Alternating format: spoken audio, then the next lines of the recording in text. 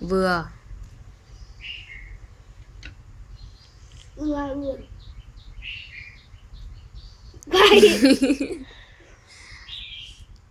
Và vừa huyền vừa.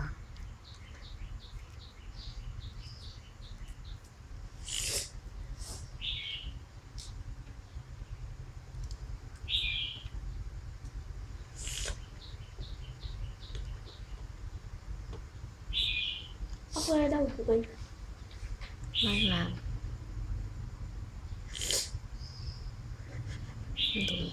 Gửi. Ơi. Gửi là gì? Ui ơi. Ơi ơi. Ơi gửi. Nhớ là chữ G trước. Tự nhiên để điều khiển thôi, tự nhiên Không sao, em để xe ô tô để nguyên. Nó thế không có gì, không có gì. À chắc là có tội ấn ở đây.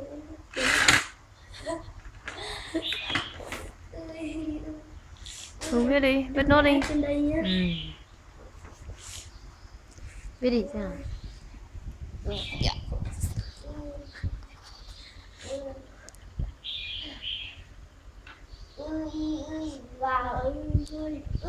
Gắng đầu lên. Cúi gằm xuống đấy. Rồi, đẹp. Thư.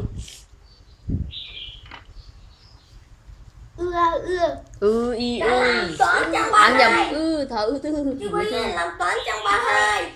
Làm toán à? Rồi. Học ấy. Em nhớ thứ 6, cô sáng nhất này trên đấy. À. Em vào lớp bao nhiêu? À. Thư, học xong chưa? Đây.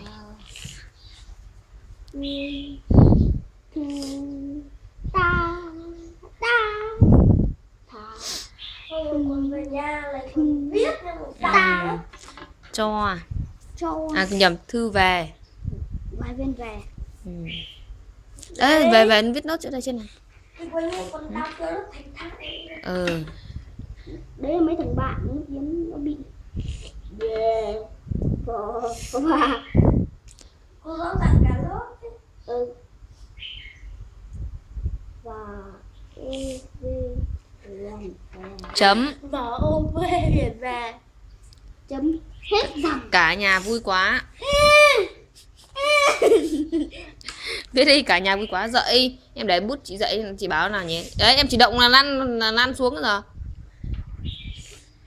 Cả nhà vui quá. Cả.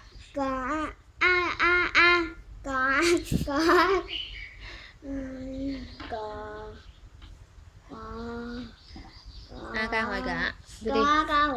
Viết đi chị xem nào. Cho em viết. Sau lớn xem mình viết sao lại chậm gì như thế này. Sau lớn nhìn lại. Bút lên chứ cờ anh không biết nó cách hàng mấy km rồi chứ. Cả nhà.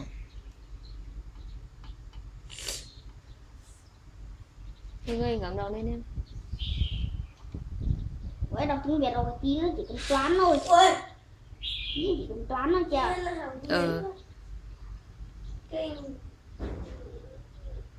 Mày tắt ở dưới chưa? Chưa. Tắt được cái. Tắt đi, nó hay bị. Rồi. Vui. Ui. Vào nhá. Trước. Và vui. Ui. Và vui. Chị có nhà chị đưa em mượn em phải có còn Xong là chữ và vui. Gạch chữ đây đi. Chiến. Gạch chữ đấy đi. Em viết chữ gì đấy? Chị xem lại trong điện thoại và phóng to hẳn lên cái con từ. Gạch chưa? Gạch chữ đây đi. Chị Quỳnh đang làm gì? Đây xoay viết học dốt viết chữ vui như này đây. Và vui đây. Đấy, đây là và vui của anh Chiến. Lớp 1 anh Chiến viết chữ vui như này nhá. Tiếp anh viết chữ vui đi, anh viết chữ vui lại đi. Vui có mới. Ui. Bà làm trước. Ui làm sao? Làm trước bà làm sao? Ui làm trước bà làm sao? Anh Chiến đây nó bỏ viết chữ ui đẹp quá. Quá đẹp. Đây xem, đây là Hưng. Này. Đấy. Đây là tiếng Anh của Hưng. Ngồi nó cúi gằm đầu này xong nó mới gẹo hết cổ. Vui. Cả nhà vui. Quá. Vui quá. Qua sức quá. Viết ra chứ cái quả sao? Cu.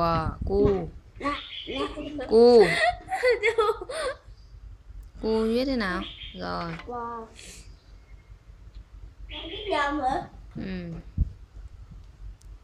Trời ơi.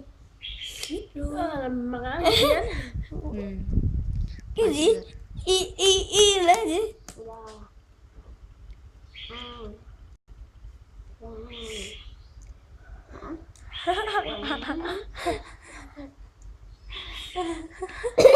Chấm. Chứ là anh đi viết chữ gì Rồi. ấy. Chấm một cái thôi, không phải xoáy đâu. Đây. Em xem lại cánh quay à? Nặng nghiêm. Đấy. Chữ đẹp quá thế. Chữ của anh Chiến đấy. Chữ rất đẹp. Quá đẹp. Nào. Đây anh Chiến đứng dậy phát biểu cảm nghĩ.